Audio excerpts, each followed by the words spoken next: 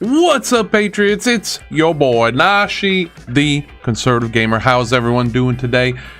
I am going to make a video of things that I've been working on and what I think everyone has things you can do, basically, to prepare over the next couple months for Shadowbringers. Now, obviously, there will be a couple of obvious ones. The first obvious one that I'm not really going to list is make sure you do all your main story quests. You should prioritize main story quests as you're leveling. Also, you can do all those extra unlocking quests, the ones with the blue plus next to it. Now, aside from those two extremely obvious things, as you can see, I'm working on a couple still from the end of Heavensward and the rest of Stormblood as well. I'll show you a few other things that many of you may or may not have thought of doing to prepare for Shadowbringers. So hold on one second, we'll go down the list here. Alright, first on our honorable, after our honorable mentions, we have hunting.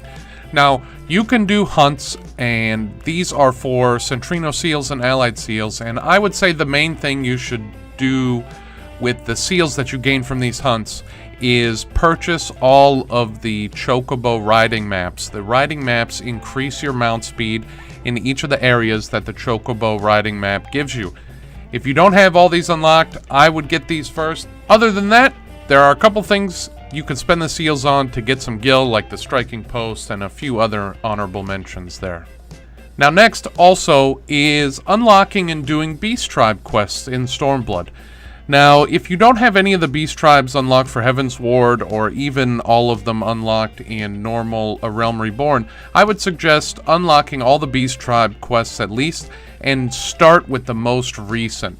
The Stormblood Beast Tribe quests are very simple. They'll even help you level a little bit, give you a little bonus XP, but more importantly, they give you things like glamour, mounts, and the Namzu Beast Tribe one from Stormblood that does crafting and gathering will also give you access to one of the endgame items that you can sell on the market board for a decent amount of gil, or even craft into something worth even more gil. Alright, next on our list, naturally, we have dungeons, or in Final Fantasy they call them duties. Now, duties are pretty simple and can be done. They're really, when you have really good gear, these late game expert roulette set of dungeons gives you lots of Tomes of Genesis and Tomes of Mendacity. Now, because it's nearing the end of the expansion, the cap for Tomes of Genesis has been raised to 900. So you have a really high cap, and it's easier to get pieces of gear for some of the main classes that you want. For instance, I'm getting more of my tanking set, but as you can see here, there's, lots of ways, lots of duties. You should do these at least once a day, especially if you're leveling up new job classes. You should definitely use these daily duty roulettes as much as possible. Now, next on our list is obvious. You should work on leveling up your crafting. If you don't have any of the crafting classes leveled up, you should work on it at least a little bit and try and just level it up. You can use leaves to level it up faster, but the reason you can level up these crafting is to turn in things like custom deliveries, such as this one. These give you massive amounts of yellow crafting scripts and red crafting scripts that'll allow you to get items to sell on the marketplace to earn some gil here and there. There are lots of ways to make gil, and crafting is definitely one of the best ways. Now, crafting is a lot of work, and there's these cool custom deliveries for each one. You can only do 12 per week because it would be an insane amount of yellow scripts. Now, you can also get yellow scripts just by crafting what the Rowena House of Splendor's log is, but you can get things to make matcha with the tea bricks, you can get the endgame food with the pork, you can also get materia. One of my favorite things is getting the gear Abanya alchemics.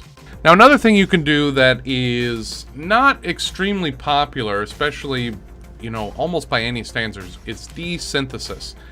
Now, you have a max desynthesis rank, but you can either choose to max out a couple or do kind of midway through on multiple ones. There are different strategies for each, but desynthesis can be a great source of gil as well. But more importantly, some items can only be achieved through desynthesis. So in the future patches, if you're going to main a couple of these desynthesis ranks, I'm sure we'll get increased desynthesis max, and being some of the first to desynthesize certain items will make you tons of gil. Now, another more obvious one, just like the crafting, is probably leveling up some of your gathering. Now, there are 3 gathering classes, Disciple of the Hand, or Disciple of the Land, so to speak, if you will. Mining and Botany are probably the most profitable as of right now. Fishing used to be pretty good, but it is kind of degraded, but I would level that one up as well. It's pretty easy with some of the turn-ins. Don't forget, you can turn in stuff for extra XP at your Grand Company, and once you get level 50-ish fishing, it becomes much easier. Now, Mining and Botany will make you more gil. Even right now, Mining and Botany make decent gil by looking for specific items on the market that have high velocity, which means that they're bought and sold really often, and usually these include things that are made in the current endgame. Now, as far to round out our list here, we have Squadron. Now, this is something relatively new to me because I just came back to the game semi-recently, and this was out when I came back for the beginning of Stormblood, but I did not really pay attention to it.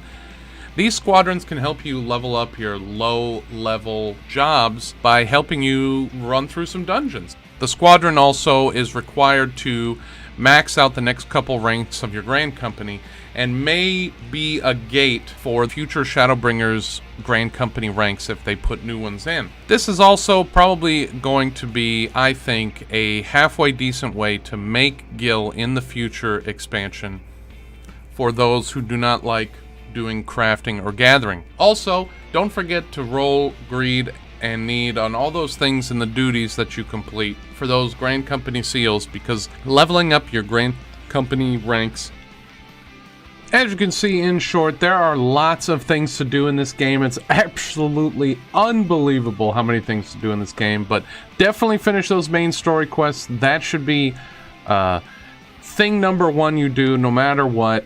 If you're a new player, a returning player, an old player, if you haven't finished the story quests, finish them. Also, just do all the unlock stuff you can do if you wanted to do any of that things. And as far as another thing that was kind of side mentioned is making gil, obviously. Making gil is something you're always trying to do in the game a little bit. And I would say do some crafting. You don't even have to be max level crafting or gathering to make gil from those things. You know, there are lots of low-level equipment and things that are still used for glamour and other high-end crafts as well. Definitely make sure you do dungeons to get your tomes, because you can just buy stuff with the tomes and sell them on the auction house too. There are ways to make gil, ways to do everything. These are just a list of a few things that I have come to realize that I have been doing, because I've been doing it. Now, if you can think of anything else, leave a comment down below. Don't forget to like and subscribe to the video. And I want to thank you guys, each and every one of you Patriots, for all the help, support, and everything. I just reached 500 subs, and I'm really excited about that. It's good to see hard work pay off. Thanks again, guys, and we'll be back next time. Peace.